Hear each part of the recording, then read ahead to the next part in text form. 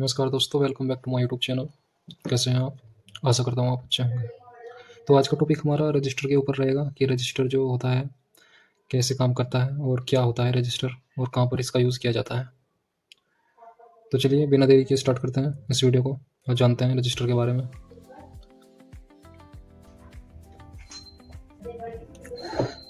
तो दोस्तों आप कुछ ये मेरे पास रजिस्टर देख सकते हैं, जो कुछ इस तरीके के ये सब रजिस्टर ही हैं और ये अलग अलग प्रकार के रजिस्टर हैं। जैसे कि ये कार्बन रजिस्टर है, ये वेरिएबल रजिस्टर है, ये जो है नॉन लीनियर रजिस्टर है और यह एक असेंबली रजिस्टर है। तो यह सब एक रजिस्टर ही हैं, लेकिन कुछ इनके प्रकार अलग अलग हैं। जैसे कि है फ्रेंड्स, ये हम इसकी जो रजिस्टेंस है वो अपने अनुसार इसको चेंज कर सकते हैं। जैसे कि है फ्रेंड्स, ये क्या करता है कि टेम्परेचर के अनुसार अपनी रजिस्टेंस वैल्यू चेंज करता है। और जैसे ये फिक्स्ड रजिस्टर है फ्रेंड्स, इसकी वैल्यू कोई चेंज नहीं होती है।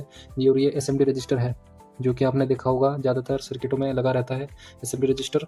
और जैसे कि है ये एक कार्बन रजिस्टर है और इसी तरह से ये भी, और ये भी कार्बन रजिस्टर ही है। तो इनके बारे में जानेंगे फ्रेंड्स, किस तरह से जो है ये काम करते हैं और कहाँ पर इनका यूज़ होता है। तो चलिए स्टार्ट करते हैं वीडियो और समझते हैं कि रजिस्टर जो है वह कैसे काम करता है। तो सबसे पहले मैं आपको बता देना चाहता हूँ कि रजिस्टर एक बहुत ही महत्वपूर्ण कंपोनेंट है, जो कि हर सर्किट में आपको देखने को मिलेगा। आपने कहीं ना कहीं रजिस्टर को ज़रूर देखा होगा किसी न किसी सर्किट में। तो ये ज़्यादातर हर सर्किट में लगा होता है और यह एक ऐसा कंपोनेंट है जिसके बिना जो है कोई भी सर्किट बनना पॉसिबल नहीं है। तो इसी के बारे में आज हम जानेंगे कि ये किस तरीके का होता है और कैसे काम करता है। तो चलिए जानते हैं इसके बारे में। तो चलिए जानते हैं कि रजिस्टर क्या है। तो मैं आपको बता दूं, रजिस्टर जो है एक इलेक्ट्रॉनिक कंपोनेंट है, जो मैं आपको दिखाता हूं। जैसे कि यह एक रजिस्टर है और यह एक इलेक्ट्रॉनिक कंपोनेंट है जो इलेक्ट्रॉन के फ्लो को कंट्रोल करता है, यानी कि करंट को कंट्रोल करता है। एक इसे हम प्रतिरोधक भी कहते हैं कि ये एक प्रतिरोध का काम करता है, करंट के फ्लो को कंट्रोल करता है, यानी कि उसमें रुकावट पैदा करता है करंट में। तो ये एक प्रतिरोधक भी है। तो सबसे पहले हम इसके सर्किट सिंबल की बात करते हैं कि जो सर्किट में इसके सर्किट सिंबल देखने को मिलेंगे वो किस तरीके के होंगे। तो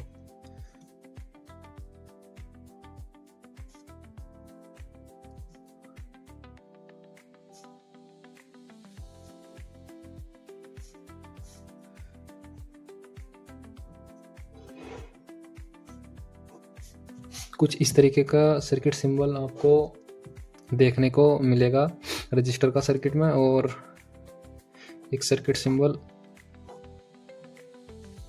इस तरीके का भी होता है।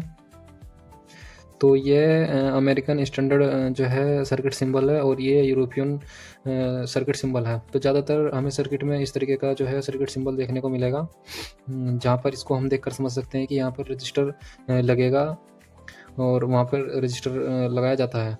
तो और देखेंगे कि आप आर से भी डिनोट करा जाएगा, वहाँ पर आर लिखा, जहाँ पर भी आर आपको लिखा दिखाई दे सर्किट में, वहाँ पर रजिस्टर का उपयोग किया जाता है, यानी कि वहाँ पर यूज़ किया जाता है, रजिस्टर लगाया जाता है। चलिए सर्किट सिंबल को हमने समझ लिया। अब हम देखते हैं कि रजिस्टर जो है वह कैसे बना होता है। तो जैसे कि रजिस्टर हमारा, इसको देखते हैं, ये रजिस्टर है हमारा। अब इस रजिस्टर में क्या है कि फ्रेंड्स, इसके अंदर आप देखते हैं कि दोनों तरफ एक एक टर्मिनल निकला होता है। जैसे कि मैं आपको दिखाता हूँ ये।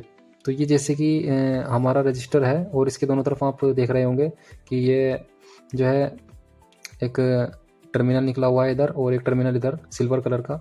तो यही हमारा पीसीबी में लगता है, जो कि होल के थ्रू लगाया जाता है। और इसके अंदर ये जो आपको दिखाई दे रहा होगा, ये आर पार नहीं है, यानी कि ये इधर से जा रहा है और इधर से निकल रहा है। ये फ्रेंड्स एक दूसरे से जुड़ा हुआ नहीं है टर्मिनल, ये सिर्फ यहीं तक रहता है और इसके बाद ये इसका जो है एंड हो जाता है, और जो इसका है यहाँ पर एंड हो जाता है। इसके बीच में क्या भरा होता है कि इसके बीच में कार्बन भरा होता है फ्रेंड्स। तो इसके अंदर कार्बन कोटेड भरा जाता है कि जिससे कि क्या होता है कि कार्बन में को जो इलेक्ट्रॉन है वो इजीली मूव नहीं हो पाते। कार्बन रुकावट पैदा करता है इलेक्ट्रॉन के फ्लो में। तो उससे क्या होता है कि जैसे कि आप सपोज करिए ये एक पाइप है, ये एक पाइप है जिसमें कि पानी फ्लो हो रहा है। अब इस पानी को अगर हमें कंट्रोल करना होगा तो हम क्या करेंगे कि मैं देखता हूँ कि ये एक टैंक है,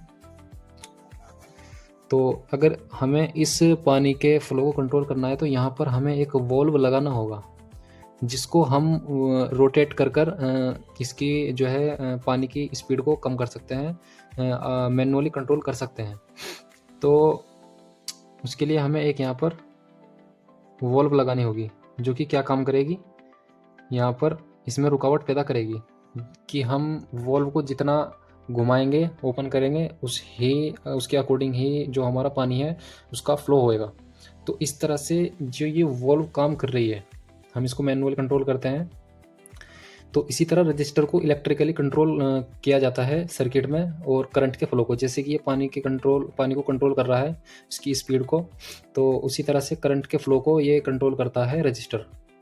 सेम समझ सकते हैं आप, जैसे कि पानी के फ्लो को कंट्रोल किया जा रहा है इसी तरह से रजिस्टर से इलेक्ट्रॉन के फ्लो को, करंट के फ्लो को कंट्रोल किया जाता है हमारे सर्किट में।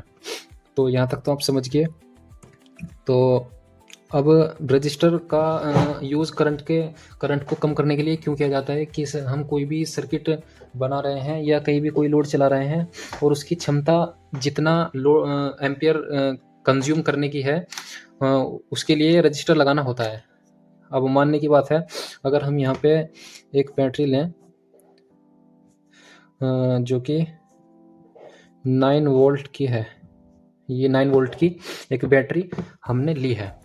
इसके बाद देखते हैं कि ये इसका पॉजिटिव टर्मिनल है, ये इसका नेगेटिव टर्मिनल है। अब यहाँ पर हम क्या है कि एक एलईडी लें, जैसे कि ये हम एक एलईडी ले लेते हैं और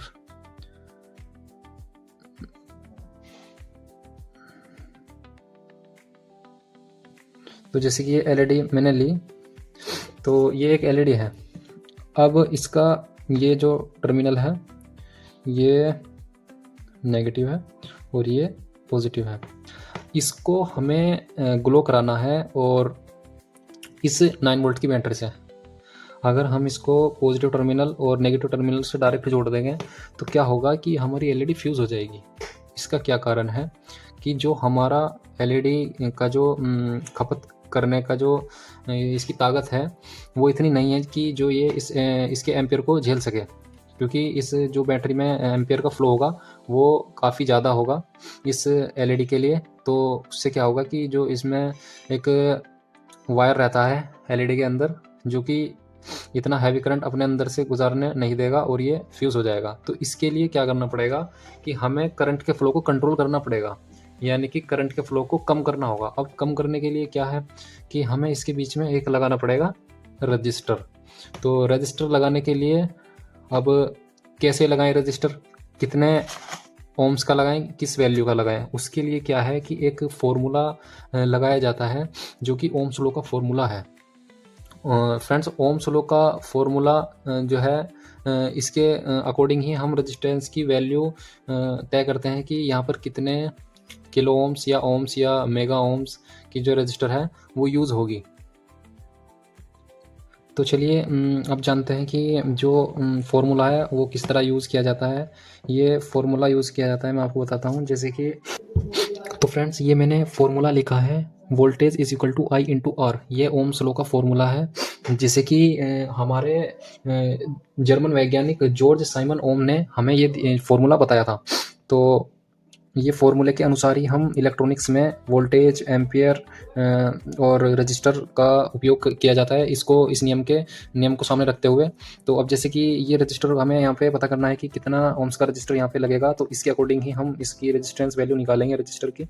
तो चलिए हम देखते हैं कि अभी हमें यहाँ क्या पता करना है, रजिस्टर।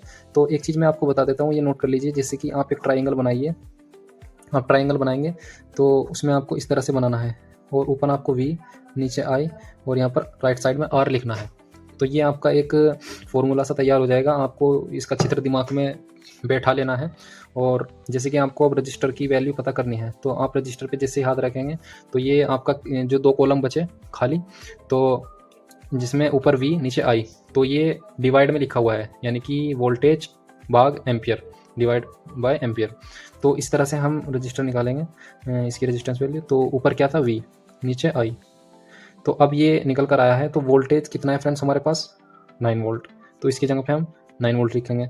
इसके बाद एम्पियर, एम्पियर जो है जैसे कि 2 वोल्ट की एलईडी रहती है तो उसका लगभग जो है मिली एम्पियर में होता है कंजम्पशन। तो जैसे कि इसका 20 मिली एम्पियर है, जो करंट कंजम्पशन है वो इसका 20 मिली एम्पियर है, तो इसके डिवाइड में हम लिखेंगे 0.020 मिली एम्पियर। अब इसको हम अगर डिवाइड करते हैं तो हमारा जो निकल कर आएगा वो आएगा 450 ओम्स। तो ये हमारा 450 ओम्स यानी कि 450 ओम्स की जो है रजिस्टर की वैल्यू यहाँ पे आ रही है।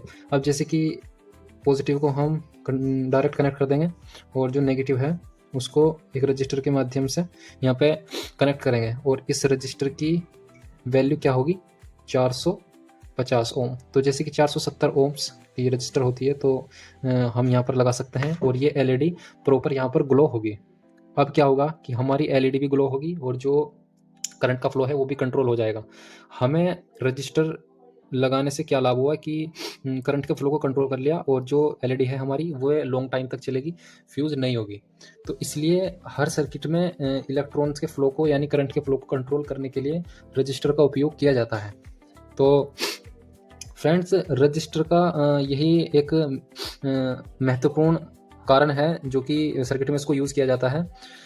ज़रूरी बहुत है ये हमारा रजिस्टर, और हर सर्किट में आपको ये देखने को मिलेगा। तो ये क्या है, जैसे कि कोई भी वायर है, मैं आपको बताना चाहता हूँ, ये कोई वायर है, कंडक्टर वायर, इसमें क्या है इलेक्ट्रॉन्स मूव होते रहते हैं। जैसे कि यहाँ पे एक हम रजिस्टर ले लेते हैं। अब ये यहाँ पे हमने सॉरी गाइस, हाँ, तो अब देखिए जैसे कि ये हमारा कंडक्टर वायर है, इसके अंदर इलेक्ट्रॉन्स फ्लो होते रहते हैं, और जैसे कि हमारा एक रजिस्टर है, ये एक रजिस्टर है, तो इसमें क्या होगा कि कार्बन के वजह से, जैसे कि जगह जगह कार्बन की वजह से क्या है कि इलेक्ट्रॉन्स ईजिली मूव नहीं हो पाएंगे, ये इससे टकराएंगे और ये रुकावट पैदा करेगा कार्बन। तो आउटपुट में क्या है कि हमें इलेक्ट्रॉन्स जो है वह कम मात्रा में मिलेंगे, यानी कि जो उसका फ्लो है वो बहुत ही कम हो जाएगा। अब वो डिपेंड करता है कि रजिस्टर की रेजिस्टेंस वैल्यू कितनी है, उस पर डिपेंड करता है कि वह कितनी रुकावट पैदा करेगा। वो मैंने आपको बता ही दिया है कि हमें रजिस्टर की जो वैल्यू निकालनी है वो ओम्स लॉ के अनुसार किस तरह निकालनी है। अब जो है तो चलिए, जैसे कि मैंने आपको बताया है कि जो हमारा कंडक्टर वायर होता है उसमें इलेक्ट्रॉन्स का फ्लो होता है, और जैसे कि ये आगे रजिस्टर लगा हुआ है, इसमें कार्बन रहता है, तो जो हमारे इलेक्ट्रॉन्स होते हैं वे ईजिली इसमें मूव नहीं हो पाते, जिससे कि ये डिस्टर्ब होते हैं इलेक्ट्रॉन, और इसमें रुकावट पैदा होती है। उसकी वजह से आउटपुट में इलेक्ट्रॉन हमारे कम आउटपुट हो पाते हैं और एम्पियर का फ्लो जो है वो कम हो जाता है। तो इस तरह से हमारा रजिस्टर काम करता है। और मैं आपको बताना चाहता हूँ कि इसका जो यूनिट है हमारा, ऐसा यूनिट वो कैसे रहता है। जैसे कि फ्रेंड्स 1 किलो में 1000 ग्राम होते हैं, और इसी तरह से इसमें भी इलेक्ट्रॉनिक्स में रजिस्टर में जो है, जैसे कि हम 1000 micro ohms is equal to कितना होगा, 1 मिली ओम, 1 मिली ओम। तो 1000 माइक्रो ओम बराबर 1 मिली ओम होता है। इसी तरह से 1000 मिली ओम बराबर 1 ओम, 1000 मिली ओम बराबर 1 ओम, और 1000 ओम बराबर 1 के, यानी कि 1 किलो ओम, 1 किलो ओम हम फ्रेंड लिखते हैं। उसके बाद 1000 किलो ओम बराबर 1 मेगा ओम, 1 मेगा ओम। तो इस तरह से होता है। और उसके बाद फ्रेंड मेगा ओम तक ही यूज़ होता है सर्किट में ज़्यादातर, उससे ऊपर भी होता है, जैसे कि 1 मेगा ओम मैं आपको बता रहा हूँ। तो इसी तरह से जो है 1000 mega ohm is equal to 1 giga Om.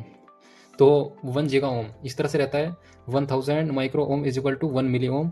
1000 milli ohm is equal to 1 ohm. 1000 ohm is equal to 1 kilo ohm. और 1000 kilo ohm is equal to 1 mega ohm. 1000 mega ohm is equal to 1 giga ohm. तो इस तरह से इसका जो है यो ohms का unit रहता है, ये मैंने आपको बता दिया है। तो जैसे कि हम वैल्यू निकालते हैं रजिस्टर की, तो हमारा लाख ओम, 1000 ओम में आती है, या 20 लाख 40 लाख ओम्स में आती है, तो उसको हमें किलो ओम्स में बदलनी पड़ती है। तो हम किलो ओम्स में बदलने के लिए उसको 1000 से डिवाइड कर देते हैं। जब तक वो किलो ओम्स में नहीं आती रीडिंग, हमें उसको डिवाइड करना होता है। तो ये आप समझ गए होंगे। तो चलिए गाइस, मैंने आपको इसके रजिस्टर के बारे में बता दिया है। तो जो हमारी ये रजिस्टर होती हैं कुछ इस तरह से ही ये सर्किट में काम करती है, और ये एक बहुत ही महत्वपूर्ण इलेक्ट्रॉनिक कंपोनेंट है जो कि सर्किट में यूज़ होता है।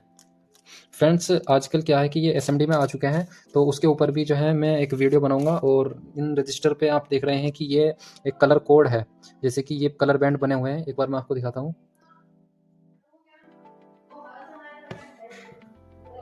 ये देखिए, जैसे कि ये जो है आप देख सकते हैं, ये कलर बैंड इस पे बने हुए हैं। जैसे कि ये कॉफ़ी कलर यानी ब्राउन कलर है, और ये ऑरेंज कलर है, ये लास्ट में गोल्डन कलर है।